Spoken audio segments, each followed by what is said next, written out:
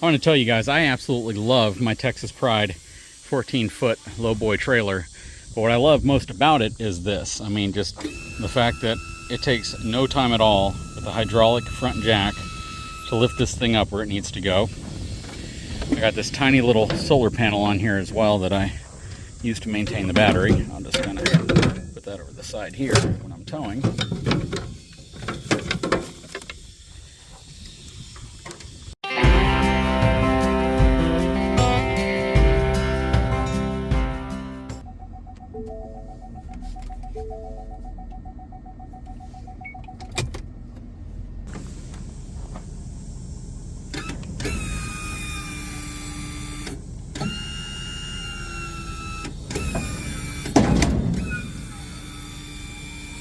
Here we go.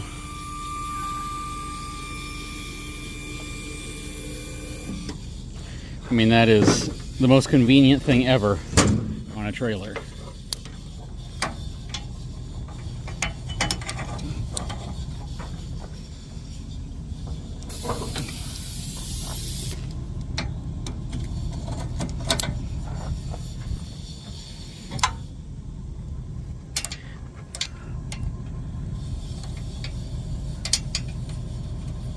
You got a little hook under there, your breakaway. Very convenient.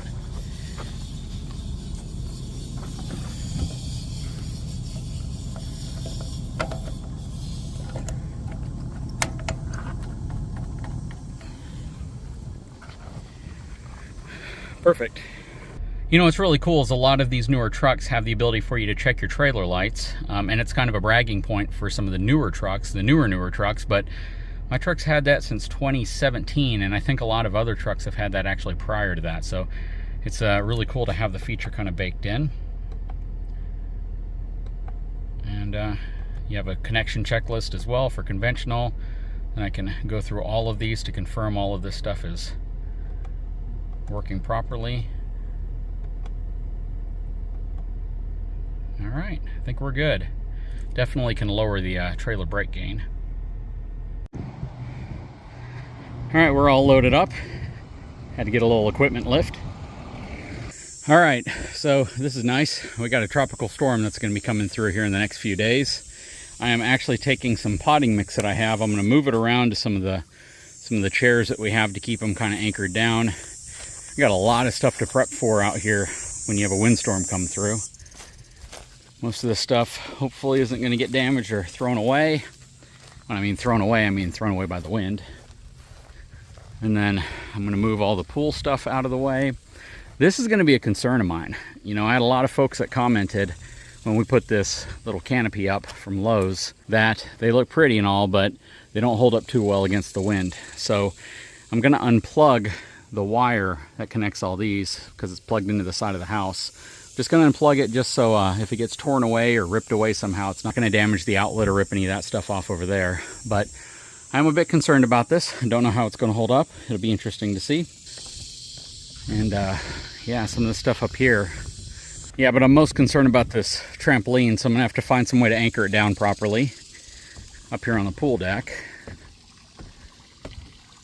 This is definitely going to be a concern of mine. Man, we got leaves that are constantly blowing in the pool, like all the time. It's kind of crazy. Got to move all these chairs. I'll probably corner them all. Try to find something to weigh them down with. But hopefully it's not much wind.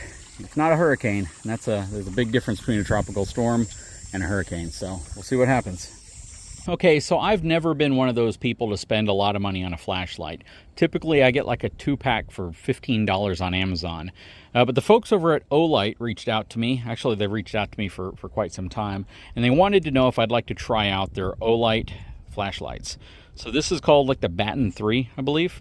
And just came in the mail. Thing's pretty cool. This is the Pro Max. It has a cool little magnetic charger to it as well, so it plugs into USB. And when you compare this against many of the other flashlights I typically buy, you know, I'm going to admit the build quality on this thing looks pretty dang phenomenal, just comparatively speaking. Most of the ones I buy tend to be those cheap kind of generic tactical looking flashlights that you can buy, you know, tons of them, put them just about everywhere you might need one. I probably have a couple of them in my truck.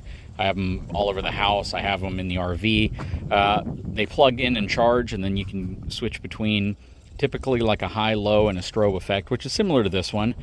This thing is insanely bright. I will give them that. It has, again, a very, very, very nice look to the overall build quality. It looks like you can remove the little clip right here if you want as well. But the way you turn this thing on, you press it once and it turns into a dim mode, which is actually pretty dang bright, and then you press it twice and it gets insanely bright. And that's really the perk of this thing to me, is just how bright it is for how compact of a flashlight it is. And if I press it twice and then hold it, I think it goes into strobe. Let me see. There we go. Goes into a strobe mode, which again is very, very, very bright. That said, though, I'm going to be testing this thing out for a while. You know, it's always nice to have a bright flashlight when you're out here and you have a lot of property and it gets really, really dark and you want to see around. But yeah, pretty cool flashlight so far. I'll put a link in the description if this is something you might be looking for. Like I said, I typically buy very inexpensive flashlights, and I'm gonna, you know, be honest with you, the performance isn't that great in terms of reliability. They can sit there not being used for a while and they end up dying. I want to find out really how long I can just keep this in the side pocket of my truck or wherever I plan on putting it, and coming out to it, and hopefully the battery's still being charged, because that's really the key. I don't always think about charging batteries to flashlights. I'm probably that guy in like a horror movie where I need a flashlight and I'm beating it up against everything because it won't turn on. So hopefully, you know, a higher quality flashlight is going to be what I need. Now, some of my self-defense items, I use Surefire lights, I use some other high-end lights that I've used for some time, and those all seem to perform really, really well, but they're all rail mounted. And again, I don't really have like an EDC or an everyday carry flashlight that I just always have clipped to me. So I'm going to try to use this thing. I'm going to keep it inside my vehicles. I'm going to use it at night, and I'm going to let you know just, I guess, overall what the performance is like over, you know, a period of time with this thing. I mean, it's a cool flashlight, and it is pretty dang bright. You know, I got to definitely give them that, especially for the size.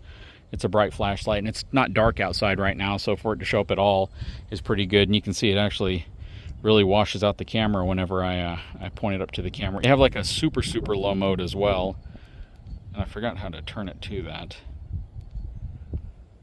And yeah, I mean, it's a cool flashlight, but we're going to check it out. We're going to see how this thing works. And just to kind of give you an idea, here's an example of a real cheap Walmart flashlight. It actually has an aluminum housing to it, you know, build quality on it seems to be okay, and it's magnetic, so that's kind of cool. So, you know, that's a nice feature.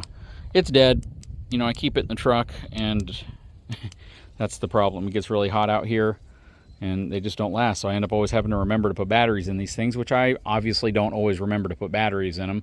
And I don't really have any other models of this. I think this is the only Ozark Trail flashlight I own. The rest of them, again, are where you buy like 2 of them for like $15 on Amazon, and you plug them in to charge them. So I don't really have to worry about that because I can charge it in the truck. But it's kind of an example. I don't spend a lot of money on flashlights, again, unless it's going on a tactical rail on, you know, a firearm or something like that. And I kind of feel the same way I do about flashlights as I do about pocket knives. And I want to do a video on that because I actually got a pocket knife as a gift. It's like a $30-something pocket knife, and boy, that thing is really, really awesome, especially compared to a lot of the other pocket knives I've had before, like your Benchmades and other higher-end pocket knives, or even some of those lower-end brand-name pocket knives like Kershaw and stuff like that. But yeah, it's going to be a cool video when I do it on knives, because I think just about every RVer probably has a pocket knife, because it's probably one of the more used tools that you want to carry around with you. That said, though, it's going to be interesting to test out that flashlight. This thing I keep in my truck, but it's always freaking dead. I probably go to my DeWalt flashlights more than anything else because I have it and I have battery packs with me, so it probably makes the most sense. But again, I don't really have an everyday carry flashlight, and that's what they call their Baton 3 Pro. So we're going to see how that thing works as an everyday carry if I choose to use it that way. So we are in the middle of a tropical storm. Not even kidding you. It's actually a tropical storm out here. It's been raining all morning. We're getting like 45-mile-an-hour winds, like 70-mile-an-hour gusts. It's nothing too crazy out here. I mean, it's not a hurricane. That's probably the better way of saying it. That said, though, it is windy and it is wet. Let's see here. So on turbo mode, 2500 lumen, on high 800, medium 120, low 15 lumen, and on moon setting 1 lumen. Battery runtime is between 1 and 240 minutes, 243 to 80, 23 hours, 180 hours, and 60 days. So that's kind of cool.